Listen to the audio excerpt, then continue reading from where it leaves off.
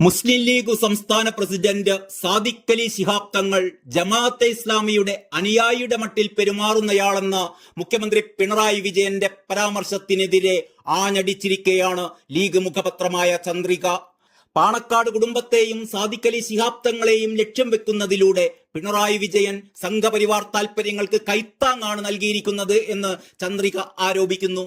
സാമുദായിക സൗഹാർദ്ദത്തിന്റെ അംബാസിഡർ എന്ന് മലയാളക്കര വിളിച്ച പാണക്കാട് തങ്ങൾമാരുടെ യോഗ്യത അളക്കാനുള്ള പിണറായി വിജയന്റെ ശ്രമം അദ്ദേഹവും CPM-ഉം എത്തിച്ചേർന്നിട്ടുള്ള വർഗീയ ബാന്ധവത്തിന്റെ ബഹിർസ്ഫുരണമായി മാത്രമേ കാണാൻ കഴിയൂ എന്നും ചന്ദ്രിക ആരോപിക്കുന്നു.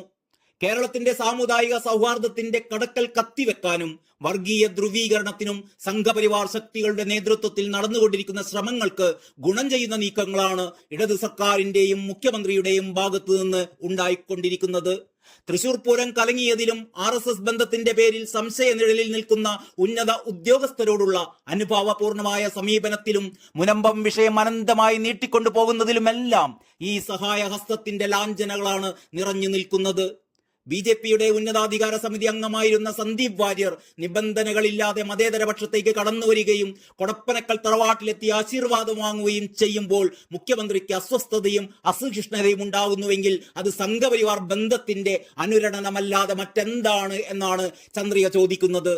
ബാബരി മസ്ജിദ് തകർത്ത സംഭവത്തിൽ കേരളത്തെ സമാധാനത്തുരുത്തായി നിലനിർത്തിയത് സാദിഖ് അലി ശിഹാബ് തങ്ങളായിരുന്നുവെന്നും പാണക്കാട് തങ്ങളെ പിണറായി അളക്കേണ്ട എന്ന തലക്കെട്ടിൽ പ്രസിദ്ധീകരിച്ച മുഖപ്രസംഗത്തിൽ ചന്ദ്രിക പറയുന്നു.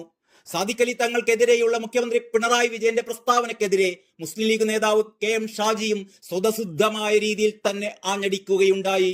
ചൊറി വന്നാൽ മാന്താൻ വേണ്ടി പാണക്കാട്ടേക്ക് വരുന്നത് ഒരു പുതിയ പ്രവണതയാണ് എന്നും ഞങ്ങളൊക്കെ വെറുതെ നോക്കിയിരിക്കുമെന്ന വിചാരം ആർക്കും വേണ്ട എന്നുമായിരുന്നു ഷാജിയുടെ തുറന്നടിക്കൽ.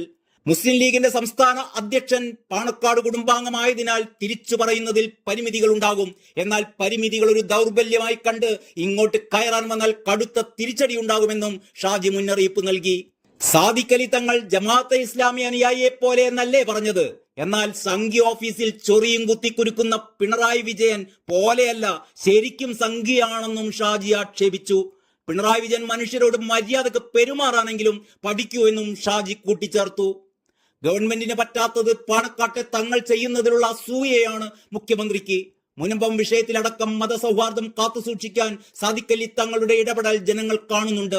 ജനങ്ങളുടെ ഹൃദയത്തിലാണ് പാണക്കാട് തങ്ങന്മാരുടെ സ്ഥാനമെന്നും ഗവൺമെന്റിന്റെ ഗുഡ് സർട്ടിഫിക്കറ്റിന്റെ ആവശ്യമില്ല എന്നും പറഞ്ഞത് കുഞ്ഞാലിക്കുട്ടിയാണ്. സാദിഖ് അലി തങ്ങൾക്കെതിരെ മുഖ്യമന്ത്രിയുടെ നിലപാട് ബോധപൂർവം എന്നായിരുന്നു AICC ജനറൽ സെക്രട്ടറി KC വേണുഗോപാലിന്റെ പ്രതികരണം. മുഖ്യമന്ത്രി സാദിഖ് അലി തങ്ങളെ നിന്ദ്യമായ ഭാഷയിലാണ് വിമർശിച്ചത്. മുനമ്പം പ്രശ്നത്തിലെ നിലപാടിൽ സാദിഖ് അലി തങ്ങളെ മുഖ്യമന്ത്രി അഭിനന്ദിക്കുമെന്നാണ് കരുതിയത് എന്നും അദ്ദേഹം പറയുകയുണ്ടായി.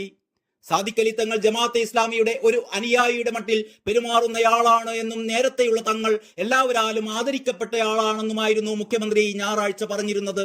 പാലക്കാട്ടെ തിരഞ്ഞെടുപ്പ് പ്രചാരണ പരിപാടിക്കിടയിലായിരുന്നു മുഖ്യമന്ത്രിയുടെ ഈ പരാമർശം. സന്ദീപ് വാര്യർ സാദിഖ് അലി തങ്ങളെ കാണാൻ പോയ വാർത്ത വായിച്ചപ്പോൾ പണ്ട് ഒറ്റപ്പാലത്ത് തിരഞ്ഞെടുപ്പ് പ്രവർത്തനത്തിന് വന്ന അനുഭവമാണ് ഓർത്തുപോയത് എന്നായിരുന്നു പരിഹാസപൂർവ്വം മുഖ്യമന്ത്രി പറഞ്ഞത്. ബാബരി മസ്ജിദ് തകർത്തതിന് ശേഷമുള്ള തിരഞ്ഞെടുപ്പായിരുന്നു.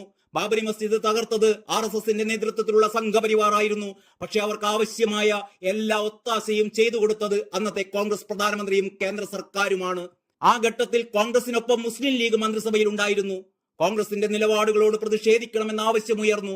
പക്ഷേ മന്ത്രിസ്ഥാനം വിട്ടുകൊടുത്തുള്ള നടപടി സ്വീകരിക്കേണ്ടതില്ലെന്നായിരുന്നു ലീഗ് നിലപാട് സ്വീകരിച്ചതെന്നും മുഖ്യമന്ത്രി പരിഹസിക്കുകയുണ്ടായി.